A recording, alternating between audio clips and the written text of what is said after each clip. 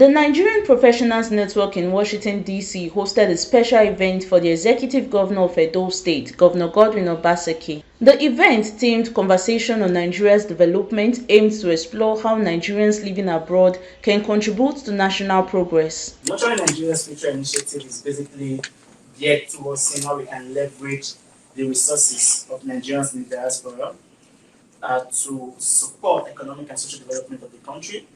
And it's a series. This is the fourth we are having in the last 7 months.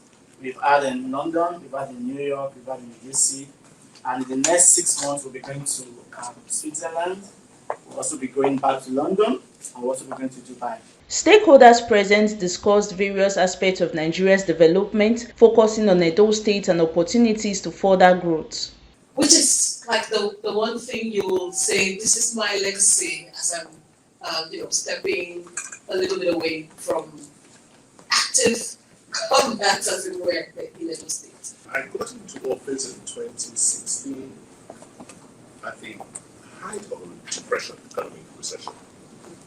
But beyond that, we also had a crisis in the state. A human capacity, I would say human capacity, a human crisis. Edo at that time became, known for human trafficking and irregular migration. We were number one on the continent.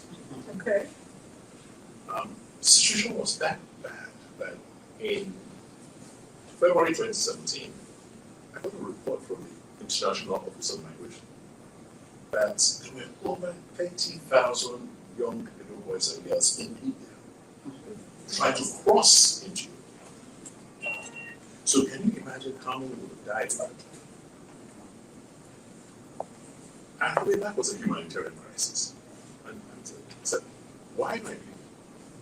What had gone wrong? Why were young people just opting to leave home at any cost, with all that risk? And I think that lays the basis for all the reforms that subsequently took. For the past 4 or 5 years, I'd say, I've been trying, and it's not just myself, I've got partners that I work with in Nigeria who are also medical doctors in different specialties. We've been attempting to build something that something looks like a hospital, right? And we want to make it accessible to the average Nigerian person who doesn't have medical aid or insurance. And it's been a struggle. So the issue of access has come up. And I'm glad she brought that up because it's a big struggle for us. So I'd like to know from your end, what do you think would be the best ways that we could be supported? And not just myself, I think anybody else who's doing anything like that in Nigeria. Thank you.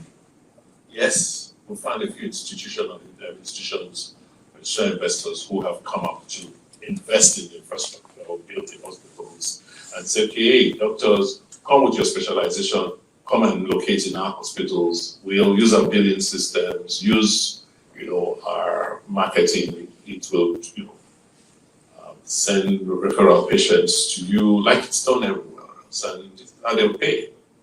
I think for us in Edo, that's the model. So look, let's focus on the neighborhood clinics. That's your first port of call, and that's people don't go to hospitals or clinics because they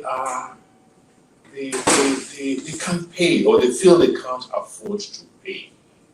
So they'll manage the pain until it gets out of hand. Whereas if they're gone for early screening or early contact, they would have found this disease and dealt with them. So the first thing we're trying to do as government is just give people that rest of mind. That look, by just paying 50 naira a day or 1,000 naira, 2,000 naira a month, you get cover. It's not a lot, and it just gives you access to, because access is key. So that your neighborhood clinic, oh wow. So when the nurse doesn't see Mama, you say, Mama, come. How are you today? Let me just test your blood pressure and see how it is and all of that stuff. You get so access, getting people to have touch points with the healthcare system is important. So the one thing I want to ask, because I mean, sitting from behind, we don't really know what goes on behind the scene. We know everybody goes to Abuja to collect federal allocation. So the one thing I want to ask is, are there actually any barriers to your own state development that you did? Does the federal government prevent any of that? So this is just me just trying to understand, like from the political landscape. There are no barriers in real terms, but there are barriers in the mind. The more I can generate revenues to provide more supportive services, the bigger my economy grows. So from that standpoint, there's no barrier. But there are limitations within a federal arrangement. Take, for instance, issues of monetary issues, exchange rate issues. These are things that could limit our ability as a state to do much more than, a coach. My question is about funding for grassroots civil society groups and nonprofits. Oftentimes I hear a lot of case being made for the startups and the infrastructure projects, but oftentimes we lose sight of nonprofit as the last mile they say to the citizens of the state. Do you have a strategy? Do you have a fund? Can we invest, like impact investing into such a fund and help you raise capital if you need one? Unlike here, where there's a lot of charitable giving, people want to support the cause. We don't have too much of that in Nigeria. The other issue about this issue is usually these groups want to be independent because their credibility is usually dependent on how objective they're perceived to be. Are there like any policies or any things that are being put in place to kind of give that kind of visibility to such information that could potentially, because for instance, if I know that if I'm not PDP or APC, I can still contest in a local government election and there is a high win rate, that's the kind of information that kind of data can give. So is this something that has come up and, would there be plans to have this kind of visibility? The one major challenge we have, I'll tell you as a governor, is data. And data ties into transparency and accountability. So, yes, in country, there have been efforts too, but it's not been as successful as in some other countries, because for a while we just kept different people were just doing what they like, right? So the banks hold a certain set of data, the immigration holds another set of data, INEC holds a set of data, but I think there's been some move towards the convergence of these national databases. Data in itself, it's people that collect data, it's people that are relying on clean up, right? And there must be some order to it. And that, I believe, that is being fashioned now because we now understand the value of this information. In recognition of Governor Godwin Obaseki's commitment, vision and achievements over the past 8 years, Governor Obaseki was presented with a special award and certificate. Your Excellency, we want to recognize your visionary leadership, transformative governance, and unwavering commitment to the development of Edo State. On behalf of the Nigerian Professional Network, I'd like to present this special recognition award presented to His Excellency Governor Godwin Obaseki, Executive Governor of Edo State, as a testament to your visionary leadership, dedication, commitment, and courage. Thank you.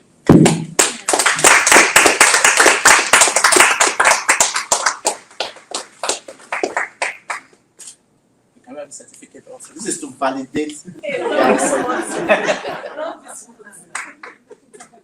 Governor Obaseki expressed appreciation for the attention and support from Nigerians in the diaspora, noting the importance of their involvement in efforts to improve their homeland.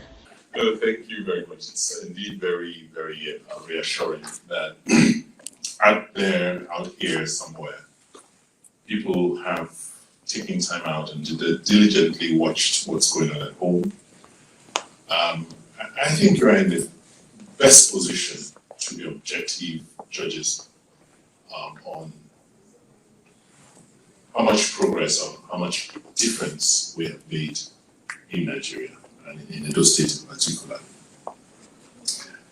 Yes, there's been quite a bit of a backlash politically, but